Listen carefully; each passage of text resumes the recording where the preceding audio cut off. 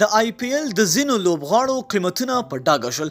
راځئ وګورو چې افغان لوبغاړي په څومره قیمتونو باندې اخیستل شوي دي. ویډیو را سره تر پایه وګورئ، په هر څه به پوه شئ. ګرانو زړه ته رانږدې مینوالو، یو ځل بیا مو په سلامونو هرکلی کوم. د یادونې وړ ده چې 2020 کال آی پی ایل سیالیو 14 پړاو د مارچ په 20 نیټه پیلیږي. د دې سیالیو لپاره 901 لوبغاړو ځانونه ثبت کړي دي. د دغه لوبغاړو په منځ کې بیا د ځینو لوبغاړو قیمتونه په ډاګه شوي دي. د استرالیا 15 لوبغاړي د 2 کروڑه هندي کالدارو په بدل کې قیمتونه اعلان شوي دي. ګلین ماکسویل، کریس لین، پټ کمنس، جاس هزلوډ او میچل مارش هغه استرالیایي لوبغاړي دي چې قیمتونه یې 2 کروڑه هندي کالدار ایښودل شوي دي.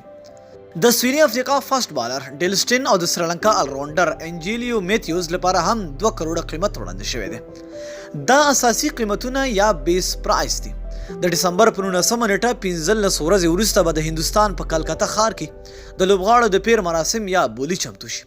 اوس په هندوستان کې د سید مشتاق علي په نامه کورنۍ شلوریزو لوبې روانې دي چې له دې لوبو هم د هند کرکټ بورډ د آی پی ایل لپاره اغیزناک هندي لوبغاړي رااخلي.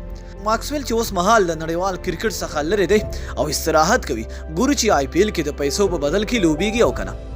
هغه په تیر کې له ډیلی او پنجاب لوبډله سره لوبېدلی دی او کریسلین بیا د کلکتې لوبډلې اوپنر دی. پټ کمنس له ممبئی، ډیلی او کلکتې لوبډلو سره په تیرو پړاوونو کې لوبېدلی. سټین په تیر کې له بنګلور لوبډلې سره ملو او میتیوز بیا په 100 آی پی ایل سیالیو کې نه دی اخیستل شوی.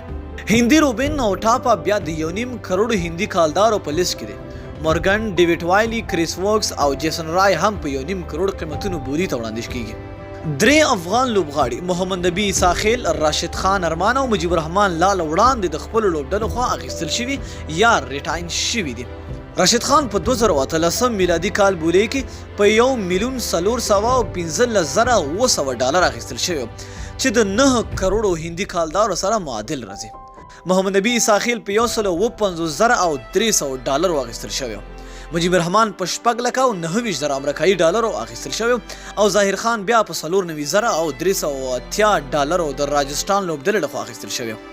د دوی سربیره شهزاد محمدي، شفیق الله شفاق، نجیب الله زدران، دولت زدران، شاپور زدران او ګلبدین نایب هم بولې ته ځانونه ثبت کړي خو وانه اخیستل شو. سکهال ګورو چې 100 افغان لوبغاړي په آی پی ایل لیګ کې د لوبېدو چانس ترلاسه کړي. نو دوستانو، ستاسو په اند کوم افغان لوبغاړي په آی پی ایل کې واخیستل شي او تاسو کوم یو غواړئ چې چانس ورکړل شي؟ لاندې په کمنټ کې موږ سره د هغه نوم ولیکئ. تر بیا بلې ویډیو د الله په امان.